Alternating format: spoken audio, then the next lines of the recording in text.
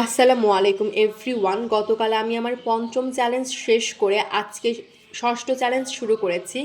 এর আগে যে চারটি চ্যালেঞ্জ আমি কমপ্লিট করেছি সেগুলো মোটামুটি ভালোভাবেই সম্পূর্ণ হয়েছে এবং যেগুলো নিয়ে আমি সন্তুষ্ট, কারণ সেসব চ্যালেঞ্জে আমি দেখতে পেরেছি আমি কতটা কনসিস্টেন্সি মেনটেন করে পড়াশোনা করেছি, প্রতিটা কাজ কমপ্লিট করেছি এবং অল্প অল্প করে আমি নিজের লক্ষ্যের দিকে পৌঁছে যাচ্ছিলাম বা পৌঁছানোর চেষ্টা তো অন্তত করছিলাম। কিন্তু পঞ্চম চ্যালেঞ্জটা সত্যি আমাকে হতাশ করেছে। একটি দিনও আমি পুরোপুরি চ্যালেঞ্জ কমপ্লিট করতে পারিনি।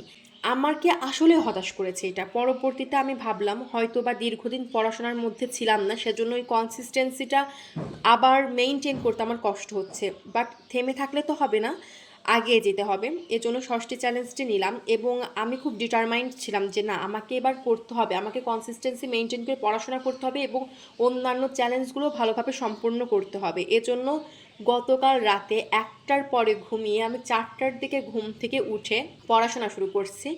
অ্যান্ড আমি একাডেমিক পড়াশোনা করছি, কারণ যখন তখন আমার পরীক্ষার ডেট দিয়ে দিতে পারে। অ্যান্ড এটা পড়তে বেশ বিরক্ত লাগছে বলি, কারণ হচ্ছে সাধারণত আমি ম্যাথ যখন পড়ি তখন তো মাথা ঠান্ডা থাকে, বক বক করা লাগে না। আর এটার সময় বক বক করে মুখস্থ করে পড়া লাগছে, কারণ টিচার পুরোপুরি মার্ক দিচ্ছেন না বা ভালো মার্ক দিচ্ছেন না যদি আমি তার শিট অনুযায়ী হুবহু না তুলি। মানে আমার অভ্যাস এইরকম যে আমি জাস্ট শিটটা পড়বো বা আমার যে নোট সেটা আমি পড়বো এবং দেন আমি আমার নিজের মতন বানিয়ে লিখবো, মানে নিজের ভাষায় লিখবো বা নিজের মতো লিখবো। কিন্তু ম্যাম নাম্বার দিচ্ছেন না। তার শিট পুরোপুরি ঠোঁটস্থ মুখস্থ করে, তোতা পাখির মতো মুখস্থ করে সেটাই লেখা লাগবে। এটা আমার জন্য বেশ কষ্টকর হয়ে যাচ্ছে। তারপরে তো কিছু করার নেই, পড়তে হবে।